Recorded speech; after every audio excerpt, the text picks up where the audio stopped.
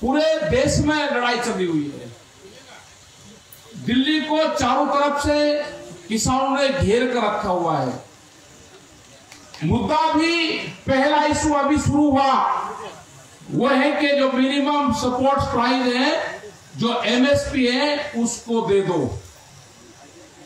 अभी हमने स्वामीनाथन कमेटी की रिपोर्ट की बात करी, अभी तो पहली सिटी है।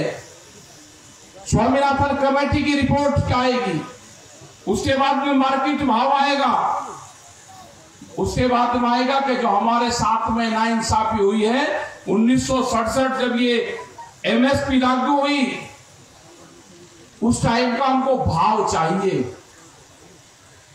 उस टाइम का भाव क्या था? अगर हम गेहूं की बात करें, कणक की बात करें, 76 रुपए पर क्विंटल भारत सरकार ने रेट रखा, और जो कर्मचारी था उसकी सैलरी 70 रुपया थी, तो एक महीने की तनख्वाह में 1 क्विंटल अनाज नहीं ले सकता था। जो सोने का भाव था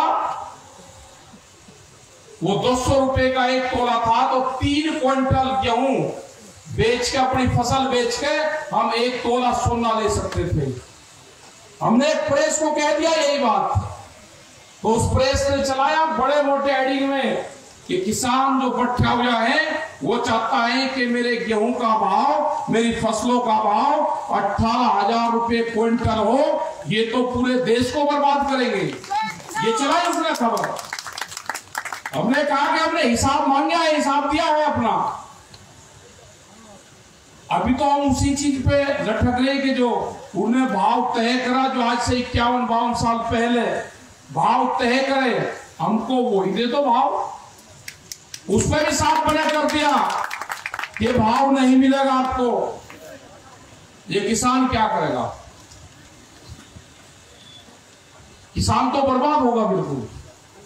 जो गांव के लोग हैं अपनी जमीन छोड़ छोड़ कर जा रहे हैं, और कंपनी, जो बड़ी बड़ी कंपनी आ गई, वे यही चाहते हैं कि ये किसान अपनी जमीन छोड़ कर यहां से जाए, वो मजदूर बने, वो शहरों में झोंगियों बस्ती में रहे, हमारी फैक्ट्री में काम करे, हमारे घरों के वहां चौकीदारी करे। वो यही तो चाहते हैं। लेकिन अब ये नहीं होगा। अब संयुक्त मोर्चा आ गया है, इन्हें पूरे विभाग बेचे। जब किसानी का नंबर आया तो देश का किसान इकट्ठा होकर अब सामने आ गया है। और सबसे बड़ी खुशी की बात यह है कि जो दिल्ली के आसपास के जो लोग हैं, जो दिल्ली कभी चारों तरफ से घिरी नहीं, बहुत मोर्चे उसके खाली रहते थे, अब की बात है कि दिल्ली को चारों तरफ से घेर कर रखा हुआ है। कई लाख आदमी आज भी दिल्ली के चारों तरफ है, पक्के मकान बनाने शुरू कर दिए, अपने परिवार को वहां ले आए। जब 1 महीना 15 दिन हुए तो ये लगता था कि चले जाएंगे, लेकिन जब 4 महीने हो गए तो ये लगा कि ये तो हमारा जन्म स्थल है। दिल्ली हमारा कर्म स्थल है, वो हमारी कर्म स्थली है, उसी से ही देश के किसानों को आजादी मिलेगी।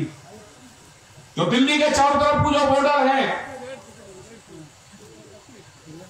वे बॉर्डर मजबूत होंगे तो पूरे देश के किसान के भाग्य का फैसला उन किसानों के बॉर्डरों से होगा। घबराने की बात नहीं है। अब आप दिल्ली तक अपनी फसल को लेकर नहीं जा सकते, आपको अपने आंदोलन अपने जिलों में शुरू करने पड़ेंगे, अपने कलेक्ट्रेट में शुरू करने पड़ेंगे, अपने डीएम ऑफिस में शुरू करने पड़ेंगे, कहीं न कहीं आपको धरने शुरू करने पड़ेंगे, अपने जो धरना स्थल है वे बनाने पड़ेंगे। एक मैसेज जाए पूरे देश भर में, हजारों जगह आज भी धरने चले हुए हैं। बहुत जगह का पता भी नहीं कि वो पूरे जो संयुक्त मोर्चे की जो कॉल हो उसको फॉलो करते हैं लोग। महाराष्ट्र में गए तो वहां के लोगों ने बताया कि जो संयुक्त मोर्चे की कॉल होती है हम उसको फॉलो करते हैं। राजस्थान के बहुत से जिले हैं कि वहां पर लोग बैठे हुए हैं, डीएम के ऑफिस में वहां पर बैठे हुए हैं, मध्य प्रदेश में बैठे हुए हैं, लोग धरना दे रहे हैं। जो संयुक्त मोर्चा कहता है उसकी बात को मानते हैं। सरकार अभी 2 महीने से बात नहीं कर रही। हम भी आदी हो गए। प्रेस के लोग बोलते हैं कि कब बात करोगे।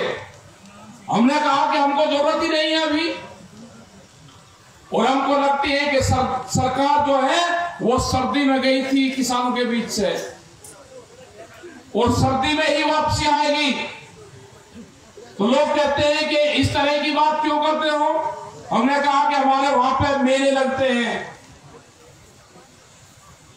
और मेले में अगर कोई गुम हो जाए तो अगले साल उसी मेले में आएगा, उसका परिवार भी आएगा, वो गुम हुआ व्यक्ति भी वहीं आएगा, तो उन दोनों परिवारों का मेल मिलाप वही होता है। इसीलिए सरकार सर्दी में गई तो सरकार सर्दी में ही मिलेगी।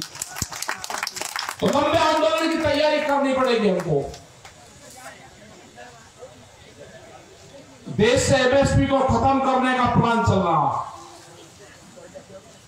जो बीपीएल का जो कार्ड है ये खत्म होंगे धीरे धीरे। उनका कहना है कि जो मजदूर आदमी है, जो बीपीएल कार्ड धारक हैं, जो अनाज का वितरण प्रणाली है, उसको हम सीधा डायरेक्ट ट्रांसफर करेंगे उसके खाते में। तो खाते में उसी तरह से करेंगे जैसे गैस की सब्सिडी आपके खाते में आई। अगर पीडीएस सिस्टम देश से खत्म होगा तो एमएसपी भी खत्म होगी। अनाज बड़े बड़े जो सेठ लोग होंगे, बड़े बड़े जो घराने होंगे, जो कंपनियां होगी, उनके गोदामों में बंद होगा। इस तरह से आलू पे हुआ, इस तरह से दूसरी चीजों पे हो रहा है। जब फसल किसान की आएगी तो रेट सस्ता होगा।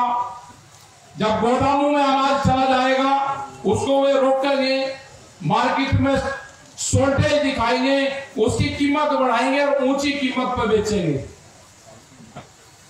तो ये आंदोलन जब तक जारी रहेगा, जब तक एमएसपी पे कानून नहीं बने, 3 बिल वापसी नहीं हो, अनाज तिजोरियों में बंद नहीं होगा। यह आंदोलन जब तक जारी रहेगा। रोटी बाजार की वस्तु नहीं बननी। व्यापारियों का, बड़े घरानों का रोटी पे अधिकार नहीं होगा। और उसका सीधा उदाहरण है जो मैकडोनाल्ड है, जो ये बड़ी बड़ी कंपनी है जो फूड चेन में आई है। जहां जहां पे भी ये कंपनी आई उनसे बातचीत हुई, जिन्होंने उनकी एजेंसियां ली। अगर कोई वहां पे रुके होंगे, केएफसी, मैकडोनाल्ड्स, ये जो बड़ी कंपनी है जो खाने का सामान बेचती है, उनका जब काउंटर बंद होता है शाम को 7, 8, 9, 10 बजे,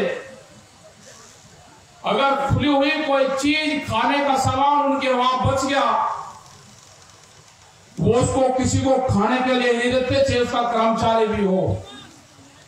अगर उसका एक पैकेट खुल गया गुलाब जामुन रसगुल्ले का, और उसमें अगर 8 पीस है और 2 पीस ग्राहक ने ले लिए, तो 6 पीस वो किसी को देंगे नहीं।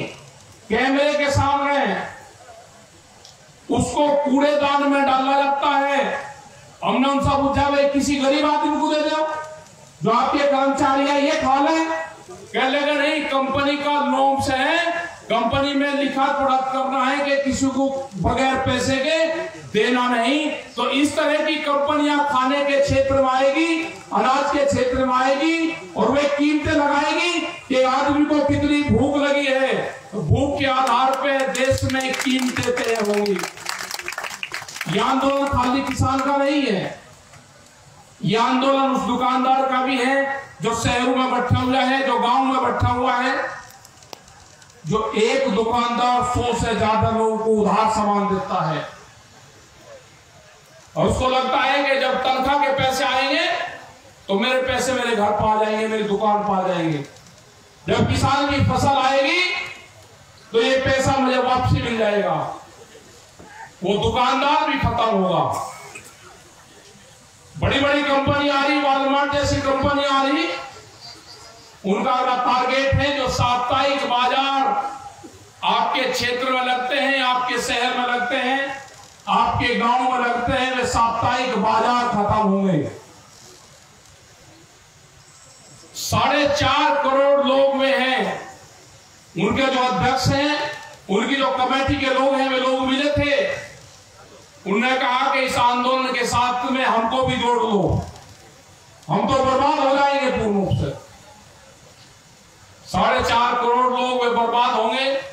वो जो बाजार है, जो सस्ते में सामान लेके सस्ते में आम लोगों को बेचते हैं, जो 2 रुपए की कंगी, 2 रुपए का 5 रुपए का माताएं बहनें संदूक खरीदती है, वहां से दूसरी और चीजें लेती है, माला लेते हैं, वहां से खिलौने लेते हैं। वो पूरा का पूरा जो कारोबार है, वो पूरा का पूरा कारोबार बड़ी बड़ी कंपनियों के हवाले जाएगा। उसका पूरा भार आम जो गरीब लोग हैं उनके ऊपर पड़ने वाला है। तो इस आंदोलन में सबको साथ लेना है। नरेंद्र मोदी ने तो झूठ कहा कि सबका साथ सबका विकास, उन्हें तो बहकाने का काम करा प्रधानमंत्री ने। लेकिन किसानों को और मजदूरों को, दुकानदारों को, छोटे व्यापारियों को, इनको सबको साथ लेकर चलना होगा। वहां जो एक डिस्ट्रिक्ट है उत्तर प्रदेश में, बागपत, उसमें एक फैक्ट्री है, ऑर्डिनेंस की फैक्ट्री। ऑर्डिनेंस की सारी फैक्ट्री बिखरी है। उन लोगों को धन्यवाद देना चाहते हैं। उन्होंने कहा कि किसानों को अगवानी करनी चाहिए। जो हमारे यहाँ पे फैक्ट्री है, यहाँ पर आके एक पंचायत करें और पहला एक फैक्ट्री के पक्ष में होगा कि ऑर्डिनेंस की फैक्ट्री को हम बिकने नहीं देंगे, अगर कोई खरीदने आएगा तो उसको खरीदने नहीं देंगे। जय किसान। हमको ये जो संस्थान है, इन संस्थानों को बचाना पड़ेगा। 26 बड़ी बड़ी जो कंपनियां थी वे बिखरी है। तेल की कंपनी, ऑर्डिनेंस कंपनी, टेलीफोन विभाग, सारे बिक्री के कगार पे है। Railways, airport. तो जो लोग भी आपके संपर्क में हो, जो उनके वर्कर संपर्क में हो, जो उनकी कमेटी संपर्क में हो, उन लोगों से साथ मिले, उनसे बातचीत करो और उनको इस आंदोलन में शामिल करो। ये देश बिगड़ने से बचाना है और जिम्मेदारी किसान और मजदूर की है। आंदोलन चल रहा है, उनको सबको कहो कि आंदोलन आप अपने यहां पे भी शुरू करो। जब ये आंदोलन शुरू होगा तो ये देश बिगड़ने से बचेगा। नहीं तो लुटेरे आगे देश में, ये लुटेरे हैं, लूट के जाएंगे। और हमको साबित करना है कि जो देश में जो लुटेरे आए हैं, ये लुटेरों का आखिरी बादशाह शामिल हो। इससे बाद में कोई लुटेरों का बादशाह ना यहाँ पे आए। इसको यही पकड़ना पड़ेगा, यहां से भगाना पड़ेगा। इनके नेता भी कैद में है। नेता मुक्ति अभियान भी हमको चलाना पड़ेगा देश में। बंधन में है नेता, एक घोषित कर्फ्यू है देश में, हाउस अरेस्टिंग है उनकी, वे बोल नहीं पाते। तो वो दिन दूर नहीं कि इनके लोग भी कहेंगे कि हमारे पक्ष में भी आंदोलन चला दो, नेता मुक्ति अभियान देश में चला दो। अगर ये आंदोलन भी चलाना पड़ेगा तो ये आंदोलन भी चलेगा। अपनी फसलों को लेकर निकलो और नारा रहेगा कि फसलों के फैसले किसान करेगा और सरकार से फैसले कमेटी करेगी। इस नारे के साथ में हम सब लोग आगे बढ़ेंगे। आपने यहाँ पे आए, आपका बहुत बहुत धन्यवाद। पूरी कमेटी का धन्यवाद। जो यहाँ का अरेंजमेंट आप सब लोग नजर आए,